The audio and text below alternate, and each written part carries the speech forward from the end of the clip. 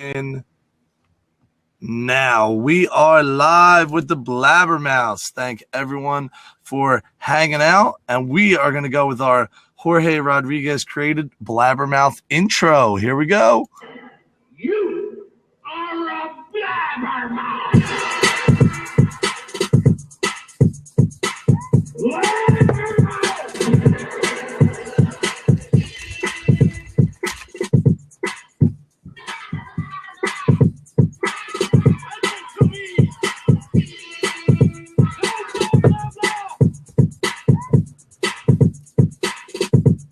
Ladies and gentlemen,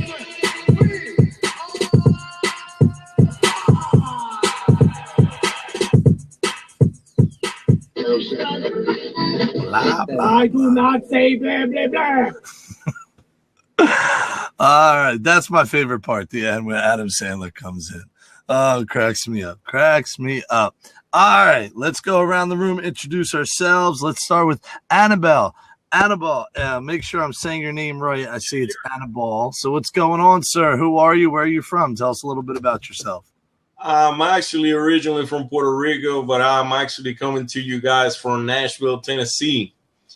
I'm a ed tech, kind of geek like you and just help people get connected. So I'm one of the guys working in the back room when the teachers need a new video uploaded or they need their lesson up in the LMS and kind of things like that. Fantastic. I love Puerto Rico a lot. My wife is part Puerto Rican. We go every couple years. There's one little town that her family is from that does La Mascaras, which That's Loiza. It is nuts. These people drink for like 24 hours straight, decorating their vehicles. They have Jeeps with these giant horns in the front. I mean, and horns not like bull horns, but horns that like are loud that will wake you up if you're dead. It is fantastic. Big fan of Puerto Rico. It is a good time. And who do I have to my right over here? Who are you, sir? My name is Chris Nessie. I am Mr. Nessie on Twitter, and I am a teacher and also a podcaster, and I host the House of Ed Tech podcast. Yes, you do, which if you are not familiar, I love the House of Ed Tech. He's also a university professor. I know he doesn't say that, but aren't you out of Rutgers doing a class or two over there, sir? I got a little side hustle going at the university level. Yeah, a little side hustle, this man. He's everywhere. His podcast is fantastic. I've hung out with him at numerous ed camps, different conferences. Lucky to have a man of his caliber hanging out. And if any ladies or anyone else wants to jump in, feel free. So this week, yes, the dollhouse right here. This is famous. Everybody loves the dollhouse. I have a daughter who is 3 years old, going on 16. She is quite the attitude. But anyway, she loves the dollhouse. I got that donated to me, which is the best nation is a donation. And I feel like every time I'm on a blab, everyone loves the dollhouse. Gets much more love than the actual content I bring, which may be a problem, but we'll address that in the future. So, Annabelle or Chris, did either one of you read my blog this week? No, I didn't. All right, Chris. I skimmed it. There it is. That's enough for me. All right. So again, this came straight out of Corey Graham, who's fantastic online. If you don't know Corey Graham, you should connect with her. She has a whole thing called Corey Tellers, where she gets people to read to her students and do different things, which is cool. So Barb read it, Joe read it, very nice. And basically what Corey kept asking me was, are Twitter chats dead for you? For me in particular. So we'll start with you, Mr. Nessie. What are your views on Twitter chats, and have you noticed a change from when you first started on Twitter to now? And give us a time frame of how long you've been on Twitter. I joined Twitter in 2008. Fun fact, Eric Scheninger and I joined Twitter on the same day. So that's amazing. How'd you figure that out? I don't know, actually. I just know that we started on the same day. There you go. All right. And how long have you been on? Since 2008. All right. So if I do my math, that's 22 years. Is that correct? No, I don't do live math on a podcast. Oh, there you go. All right. So about 8 years he's on. So Mr. Nessie's old school, old timer over here. When you first got on, were you excited? Did you participate in a lot of chats? And what about now? When I first got on, I was excited, and my hopes were quickly dashed because I wasn't anybody, and I put anybody in quotes. I was just a big retweeter of the big people who were putting out tweets to their blog posts and stuff like that. And I wasn't at that point creating content. I was just helping push other people's around. And there's absolutely nothing wrong with that. I think that's pretty much where everyone starts. Nobody goes on and says, hey, I'm going to take over Twitter from the very beginning. So what about the chats? What chats were you involved with, and how many can you say roundabout per week were you in? I roundabout maybe 3 or 4 a week, big in NJ Ed, stuff that was local. For me, my whole thing all along has been connecting and focusing on connecting with people who like I've met or had the potential to actually meet. The chats that are really big, where, it's nationwide or worldwide, those are a little tougher. And when I do get into those chats, I tend to really just hone in on the people who I know who are participating as well. All right. Annabelle, want to tell us a little bit about your journey on Twitter with the Twitter chats? Well, I actually got started in 2011. I was sitting at the NISA conference up in Austin. It's the National Institute for Staff and Organizational Development. And one of my colleagues at the community college where I used to work, he just kind of told me, hey, man, are you on Twitter? And I was like, nah, man, I'm not wasting my time with that thing. That's for movie stars and politicians, for people talking about walking their dog and stuff like that. But then when I left the conference, I came back and I actually made an account and started to look around, lurk. I started to see what people was doing and started to look at different chats. And then I found the EdTech chat. So for a while, I was spending a lot of time there, just kind of sharing tips with people. Believe it or not, I'm a big Pinterest fan. So I started out in Digo, and then from Digo, I moved out to Pinterest and just kind of start parking all my stuff out on Pinterest and just sharing my, everything that I found with people. And from there, I moved up to other chats because I was in the military. I'm retired from the military. So I started participating in a leadership chat that is called Lead with Giants. I don't know if you guys have heard about that. Oh, yeah. Rick Rowe is in there, right? So I started participating in that one. And then I got into digital citizenship, started going a lot to the Dixit hashtag. And just kind of showing people how to use Twitter. So I started participating a lot on the new Teachers to Twitter chat on Saturdays. That's another one that I was participating on it a lot. But then life happens. I went back to school and, I have a 10-year-old son. So I have to take care of my son and my family and things like that. So I kind of just took a break and didn't tweet at all for a long time. And now the summer has come around. So I have some time on my hands. And I was like, okay, well, let me see what's going on Twitter. But that's basically it right there. Nice. And yeah, all the chats you were saying, I absolutely love.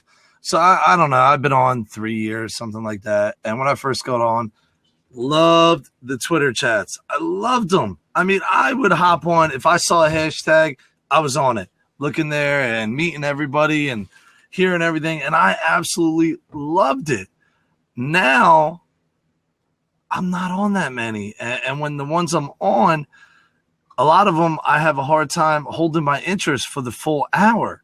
Now, an hour is a really long time, and I was trying to get some Diverge Ed people in here because that's kind of a newer Twitter chat that's going on. That's only a half hour, which I thought was really cool. I could do a half hour. You got me. 3-4 questions. I could put that in. But the hour ones are pretty long. And, we have kids, we have schoolwork, we have test degree, we have assessments, we have all this stuff put on our plate. Dedicating an hour to a chat is kind of difficult these days. What do you think about that? Do you think the hour is a little long? Do you like the hour? What are your thoughts on that?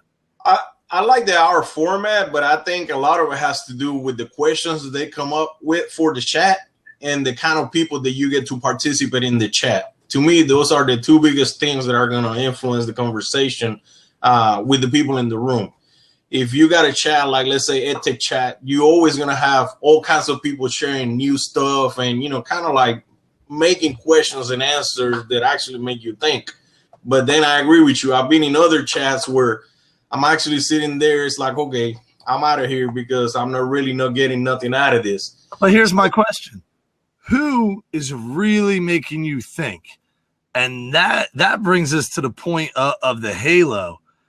We sit there and in these chats, I see a lot of backslapping going on. And you're wonderful and you're doing great. And this answer is great. Have you really found people that are going to challenge you when you put something out there that say, hey, check your wording, check this. What do you think about that? I have. I have encountered people like that. But like I say, it depends on who is in the room, Absolutely. Chris, what do you think?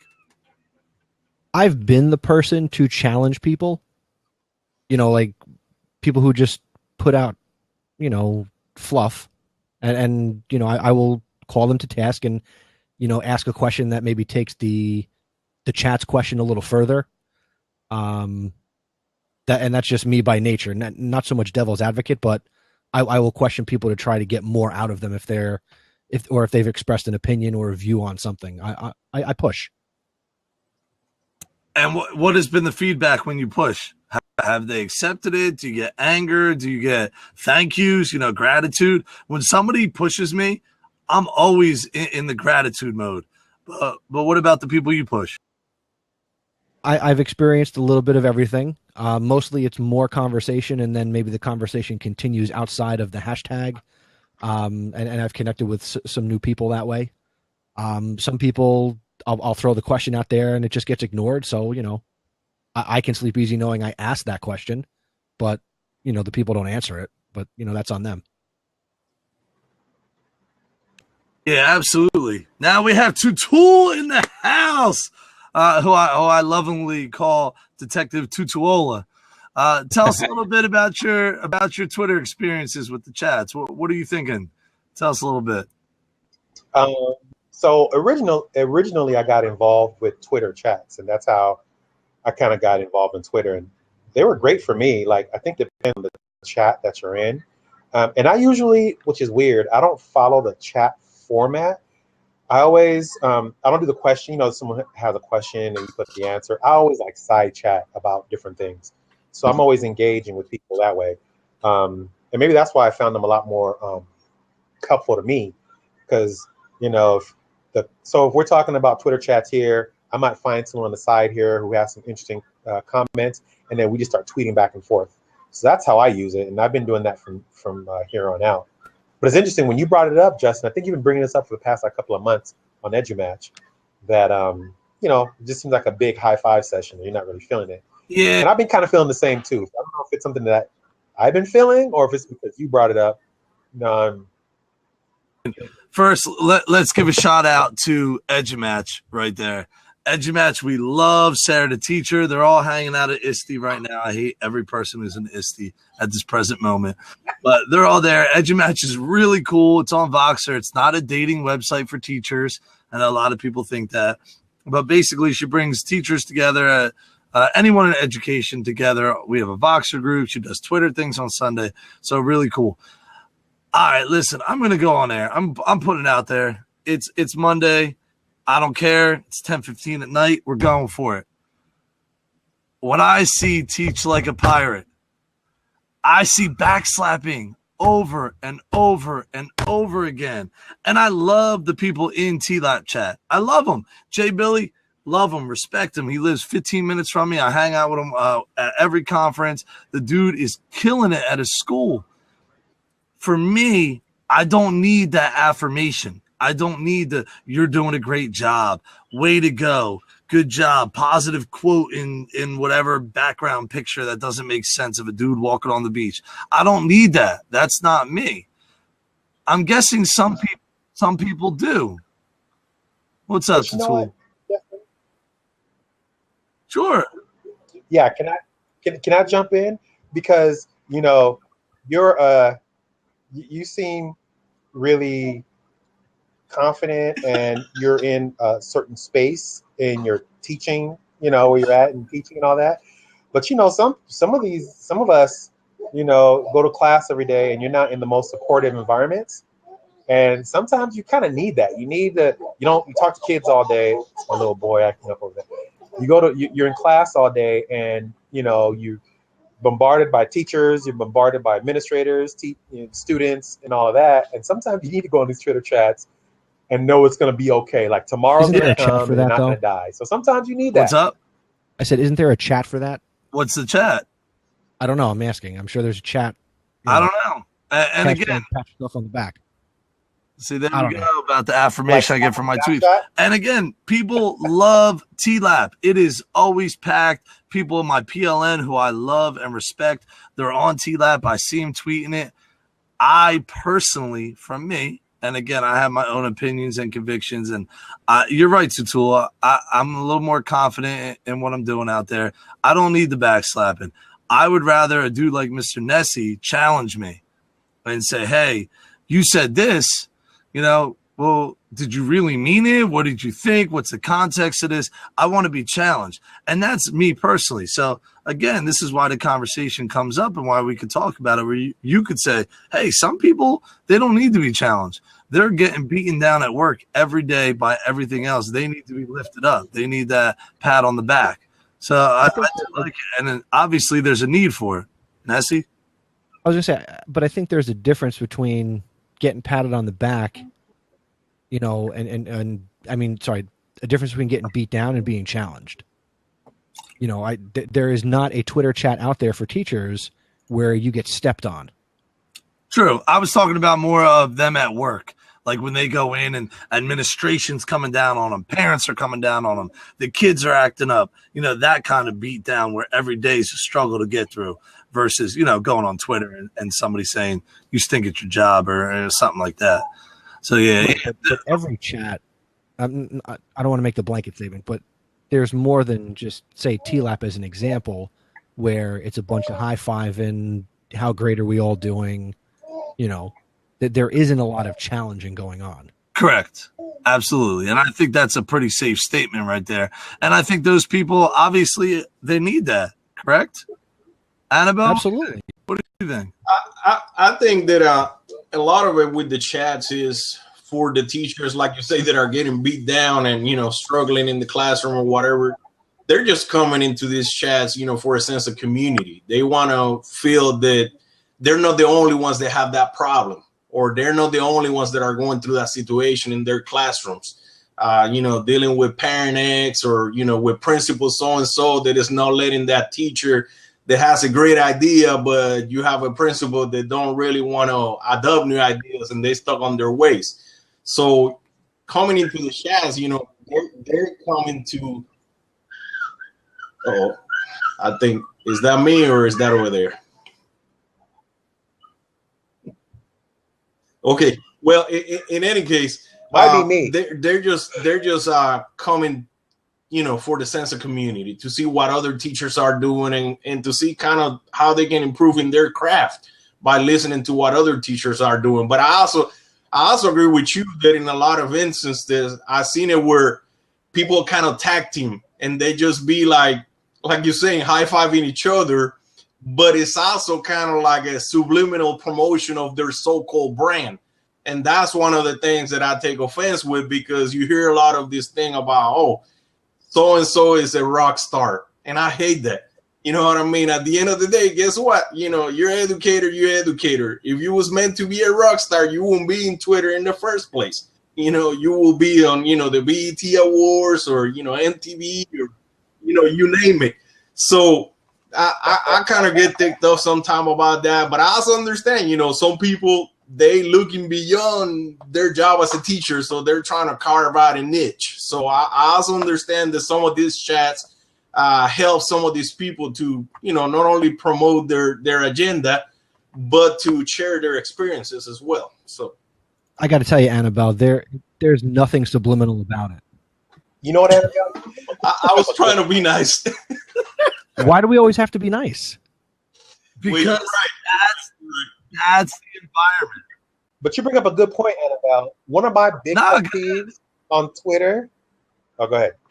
One of my big pet peeves on Twitter are folks who, we're supposed to be here like we're doing right now. We're talking, we're conversing. People are, putting stuff here on the side. And then there's that one person who comes in who wants to promote, and not add to the learning. So they're like the big expert in the room, and they just want to blast out what they do. I do this, that I think makes me more mad than the backslapping and the high-fiving. Because the high-fiving, sometimes we need that. But when folks are in there and I got a new book, here's my website, here's this, here's that, here's my blog on this, here's my blog on that, but they're not contributing. Or when those tweets come in and they're auto-generated, and nuts. they're not even in the chat, but they have just decided to buffer the hashtag. And yeah, those are rough, Chris. You're right about that, and it's tough because for me, when money gets involved, it starts to make me angry. Like teachers pay teachers. I have a whole blog on that. That bothers me. It bothers me that if you're creating lesson plans, that you're not giving those lesson plans to anybody who can use them and lifting up education as a whole. Amen. Where I draw the line, I don't mind books. I don't mind if you're doing something outside of the box. It's not a regular lesson that you've spent 10, 15, 20 hours on. I get some of the stuff on there. That's cool. But regular lesson plans, you're selling regular lesson plans. That's your edgy hustle. I mean, your brand, you're trying to get your edgy hustle on. When I hear that, it makes me wonder, are you really in it for the kids? Or are you in it to make your dollar? And if you're in it to make your dollar, why are you in education instead of business? Because there's a whole business world that loves capitalism. You go in there, you can make your money all day, do your thing, that's fine. And I get that education's a whatever $2 trillion business. I get it. I see Pearson. I see what's going on. But for me, everything I do is free. And we have created in the phys ed community. I don't know if y'all know this because we have a whole mix of people out there that are here tonight. The phys ed community is tight. We have created National Lesson Plan Creator for free, a shared Google Drive with people from all over the world that anybody can access for free. I mean, you look at webinars that are free. I mean, Adam Howell, I don't know if he's still in here or not. He's part of the Phys-Edagogy team that does 24 hours. They do free webinars where they get people from all over the world for 24 hours straight to do it. I mean, that's all free. So when I see all this paid stuff and their branding, getting back to what we were talking about, the branding, it does kill me. I don't mind if you want to make a name for yourself. That's fine. And you want to get a following and put your stuff out. I'm cool with that. But when I see people who I respect getting together and saying, all right, now I'll give you my advice if you sign up for a 1-year thing that's $1,000 or $500, I just sit there and go, damn. I was on Twitter with you last week and it was free and I was asking you questions. What happened? Did you get that much smarter in a week? Please. But Justin, I'm going to push back a little bit. I want to push back. You're right. We're not high-fiving. This is the Twitter chat. I always say that there's a business of education. And I think that as educators, we have to figure out what that looks like. So there's room for it. Like there's room for people to have blogs. There's room for Justin. You have a great blog and you want to share with me because you have information. That's great. I don't think there's anything wrong with that. But I think what you said is spot on. That when I start selling like lesson plans, stuff that should be free, right? And I start selling it like this week we're talking. You create the lesson plan. Next week is $1,000, right? Then it becomes a problem. So there's that fine line, and I don't know how to play that fine line because I honestly think that the problems in education are going to be solved by teachers, us, right? People like us. And what does that look like? And how do we now go about monetizing it? And what does that monetization look like? If it's not, selling lesson plans, but what does it look like? So I know what it should look like. Can I add something here? I'm not coming from a traditional education background. I actually landed on education by accident after I retired from the military. And I don't know if you guys have seen that video where they showing like who's those guy Peely and I can't remember the guy's name, but Key and the video Peele, when they were doing the rocks when they were like football players. They're like ESPN Sports Center, and they're saying if teachers were sports, you know, in the NBA or the NFL or whatever. I think that is part of the problem because, you know, personally, I feel teachers don't get enough respect in society as a whole. You know what I mean? I lived in the Netherlands for 5 years. And when I was living over there, one of the things that kind of struck me was that in their culture, it doesn't matter if you're a butcher, a teacher, you know, barber or whatever. They look at you as if you was a doctor, you know. So everybody respects everybody's position in society, no matter whatever it is that they're doing.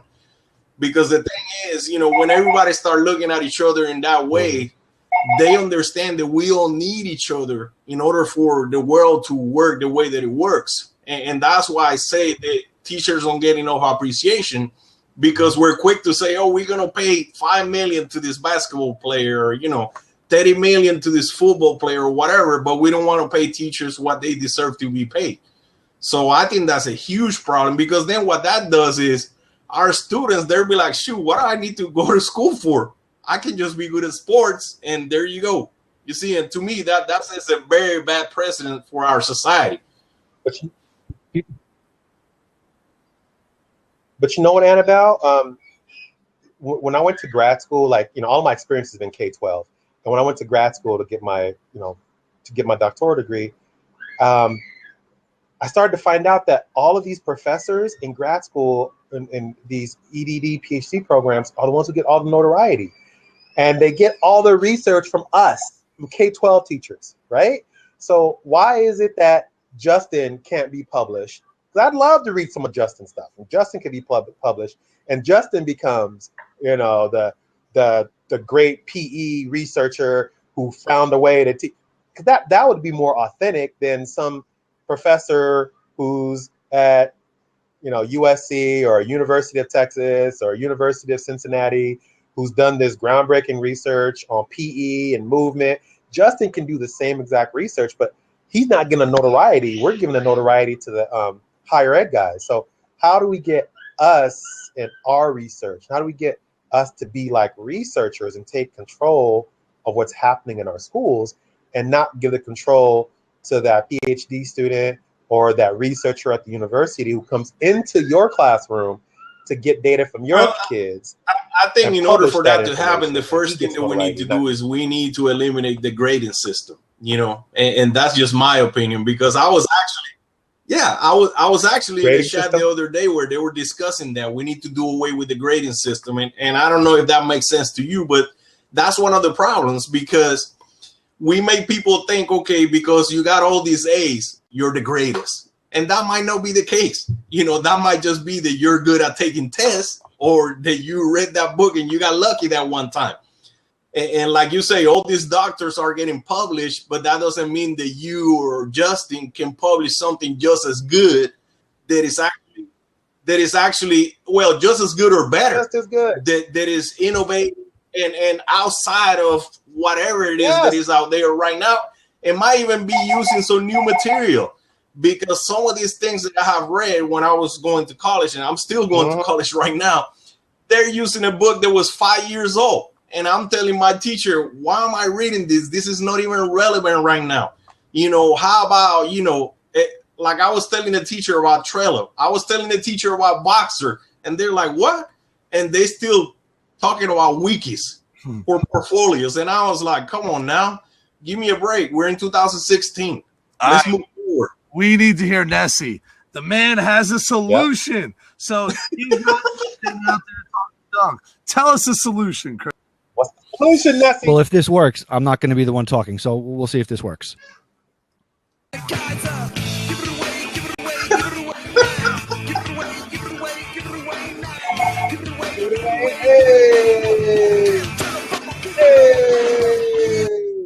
Just got to give it away. Yeah, amen. And Scott Richards is in the house, the man with two brain cells, and I think one of those is running halfway. That's awesome. Love Scott Richards in the house. But yeah, I agree with you. I mean, give it away. I have people in the phys ed community on Teachers Pay Teachers. Some of them are creating really cool stuff that's taking them 10, 15, 20, 30 hours. It's next generation stuff. I don't mind that. I'll buy books from people. If anyone writes a book, I'll pay for a book. I don't want a free book. I get it. It takes a lot of time. But, I mean, when we get into lesson plans, you really don't own your lesson plans. And that's another big problem I have. When you work for a school system, they own your lesson plans. New York already has precedent on this. They've taken money from teachers who have sold their lesson plans and said, hey, we own your lesson plans. The only way they don't own your lesson plans is if you make plans for something outside your subject area. So if I made social studies lesson plans, I could sell them. So that's a whole nother issue on top of everything, is that anything you're creating for your subject area falls under your subject. That your school district owns that. That's what you get paid for. Just like if I work for a pharmaceutical company and I created a vaccine for something, or I created a pill that solves something, I don't own that. They own it. So again, we have to be careful with that. All right, so let's roundabout. Let's get back to Twitter chats right here. We got it. If we're not talking social justice, we're not talking life. That's just the bottom line. If we let a whole chat go by without talking about it, then we're missing out on life. Is Twitter the place where we should be talking social justice? Should we be talking gender? Should we be talking race? Should we be talking social economic status? Where does that fall in our Twitter chats? Let's go with Nessie. You've been quiet lately. We'll go with you first. What do you think over there? There should be a chat for that. I was in a chat maybe a month or two ago, where it was related to one topic. I'll say ed tech is an example. And they brought in these other issues from society into this chat. And for me, that took away from the chat, because that particular chat, I wasn't interested in social issues. I wanted to talk about the content, and it just didn't do it for me. So that particular week, I was really let down by that chat. So if you want to talk social issues, then have a chat for it, or bring it into a broader chat. But here's the question: how can we have a chat about education without talking about these issues? Because they seem to affect every one of our students.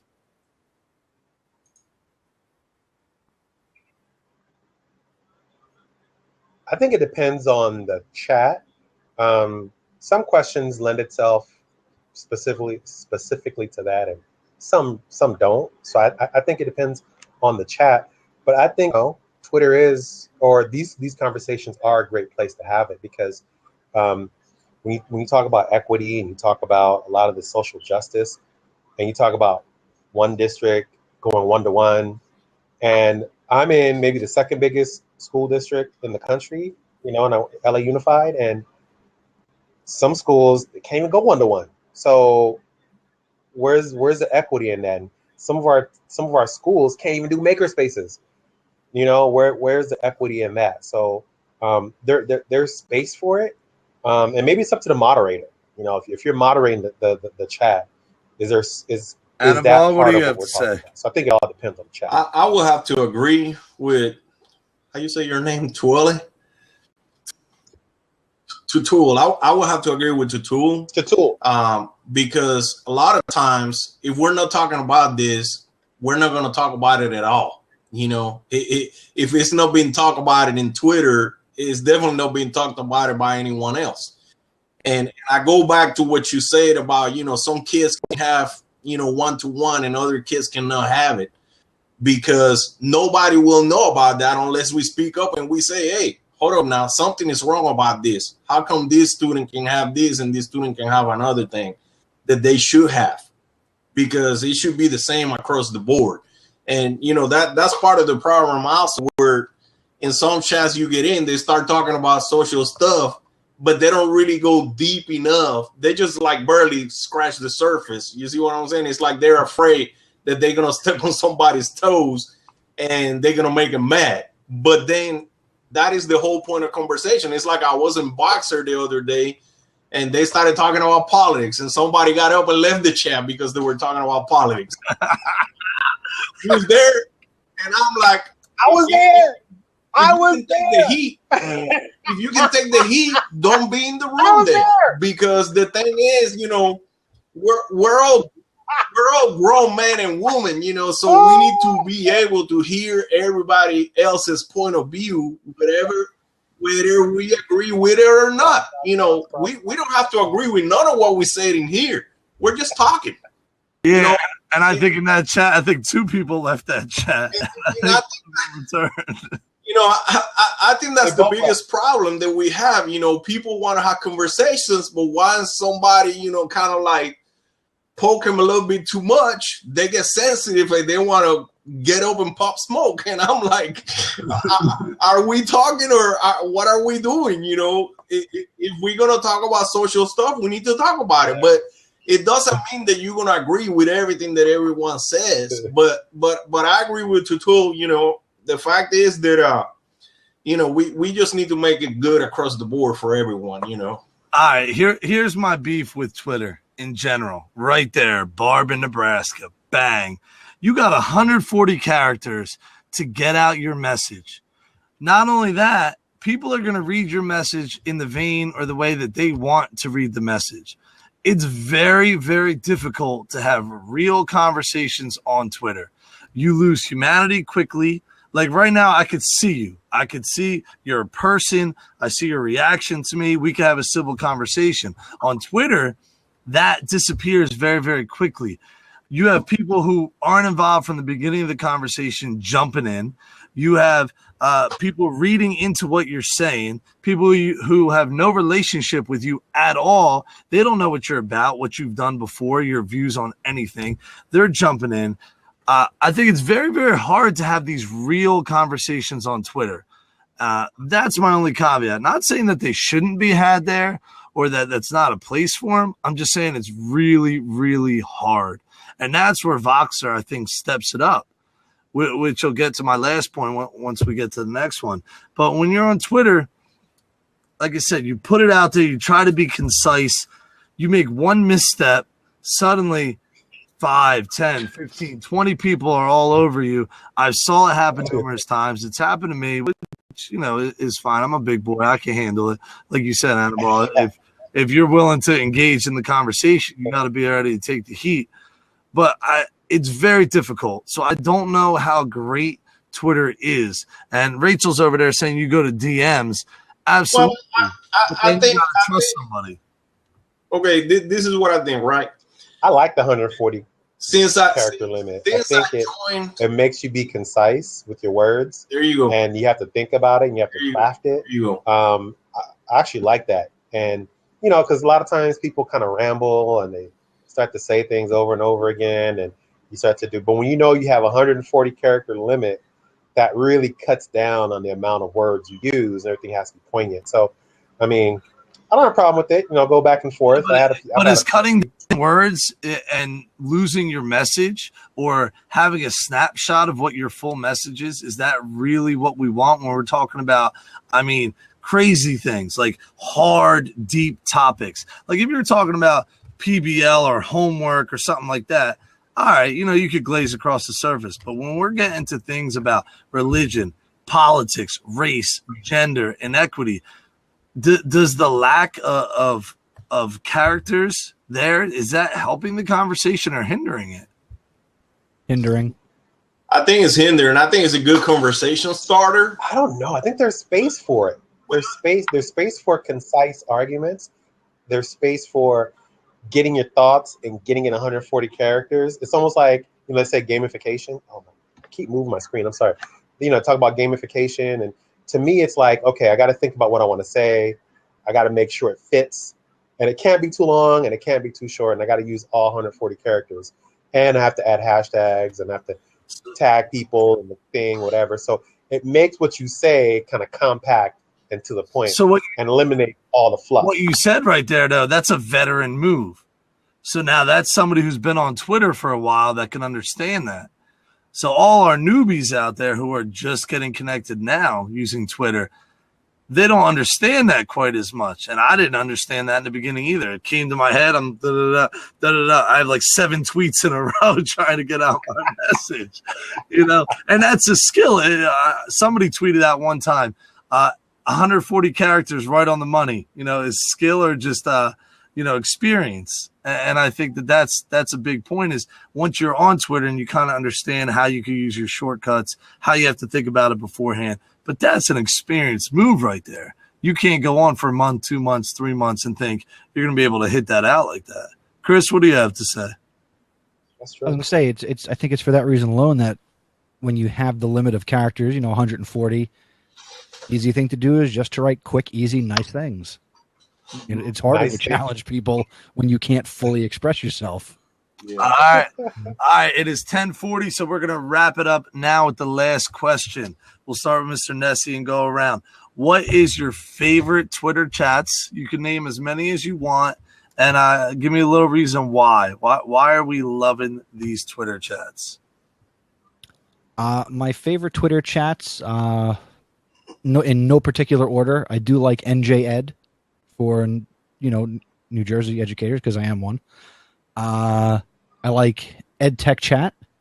I like EdTech After Dark. Podcast PD. And EdChat in general.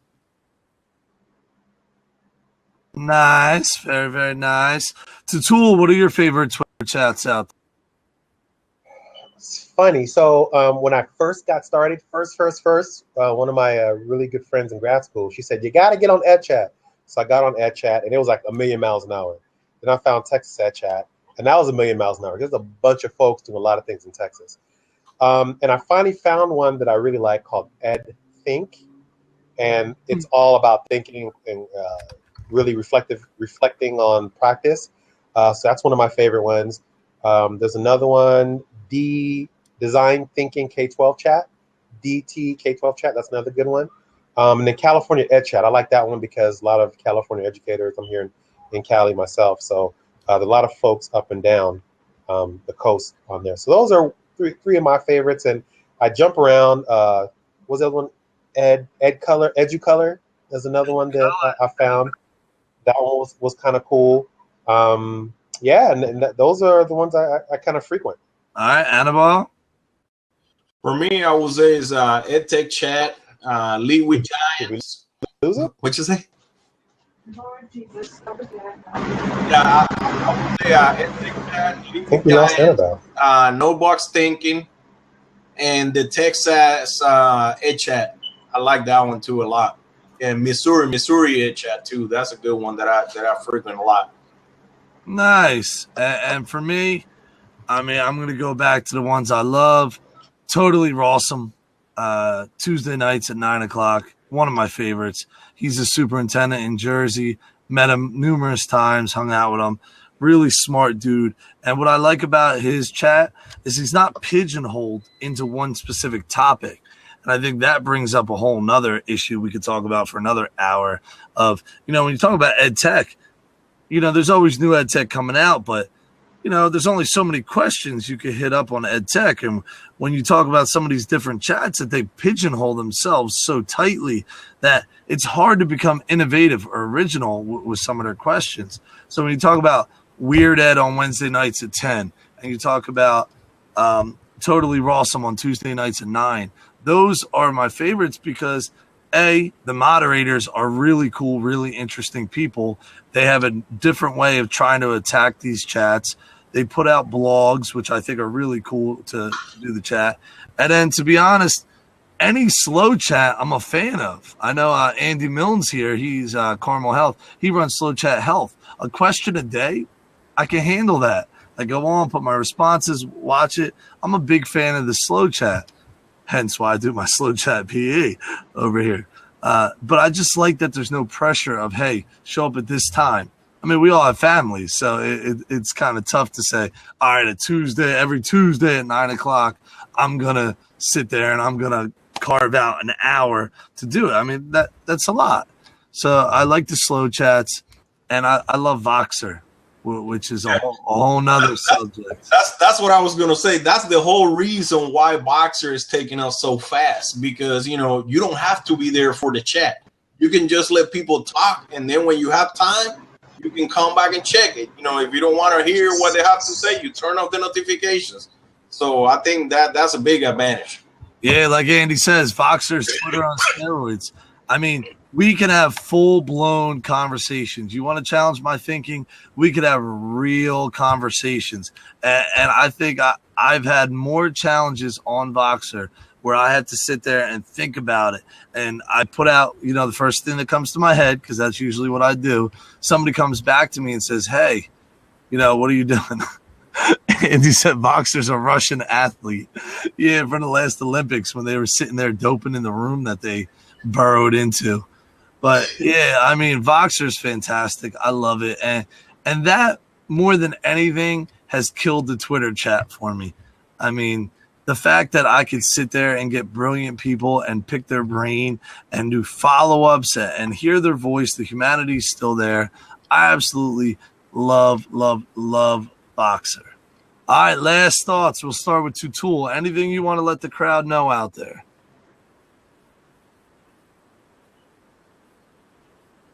Yeah, Keisha had a question. She asked how we manage our chats. I'm really bad at managing my chats. Like, I forget when chats are. If no one sends me a tweet, we're going on.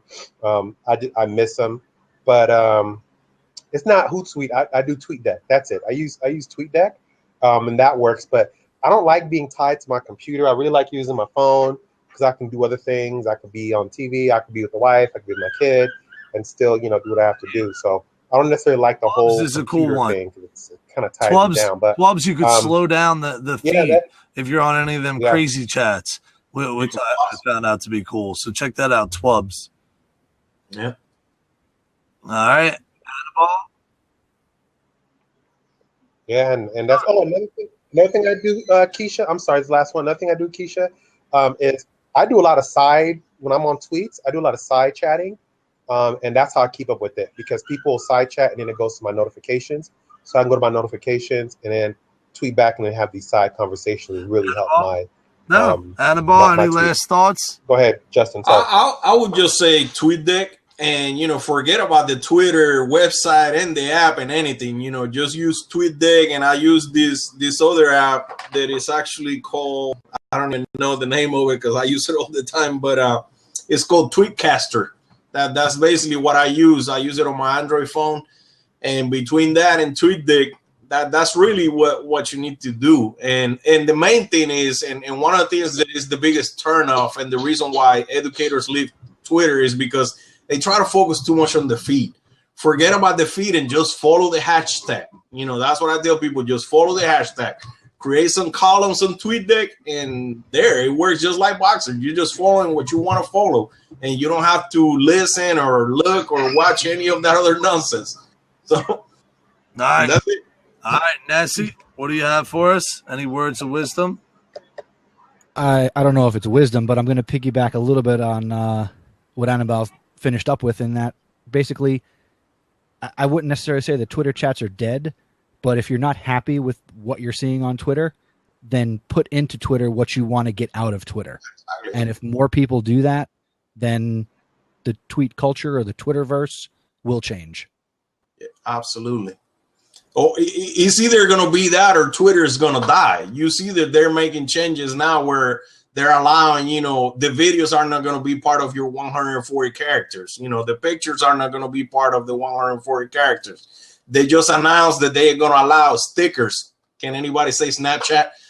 So, they're morphing themselves. But in my opinion, it's a little bit late in the game for them to do that, because it all goes back to that 140 characters. There's so many other platforms where people can share information and have real conversations like we've been talking about from the beginning, that they're really limiting themselves to gossip and a whole bunch of, video clips and pictures. Yeah, but the thing about Twitter, which is always why it will remain out there, is that anyone can join and you don't need to know anybody. You get on there and you follow hashtags, you see people out there, and it has so many people following it. That's why it's better for connecting than Voxer. That's why it's better than connecting for Facebook or LinkedIn or anything, because you get on Twitter and you have access to whatever 150 or 300 million or whatever amount of Twitter people there are, is that you have access to all those people. So I think that that's a big point on why Twitter is still around. Well, the other thing is that, I mean, as educators, one, we're a very small, teachers on Twitter are a very small percentage of the whole education community. But we, as a education community, we're using Twitter the way it was meant to be used when they first started it, when the question was, when it asked you literally, what are you doing? Whereas Twitter has shifted within the last 2 or 3 years to be more of an information network, not so much a social network. So one of the points that we had made earlier, to those educators out there who are promoting their stuff, that's what companies and big businesses are doing on Twitter. They're promoting and pushing their content. They're not really engaging with that social aspect anymore. The Twitter chat, which I guess goes to the beginning, is the death imminent?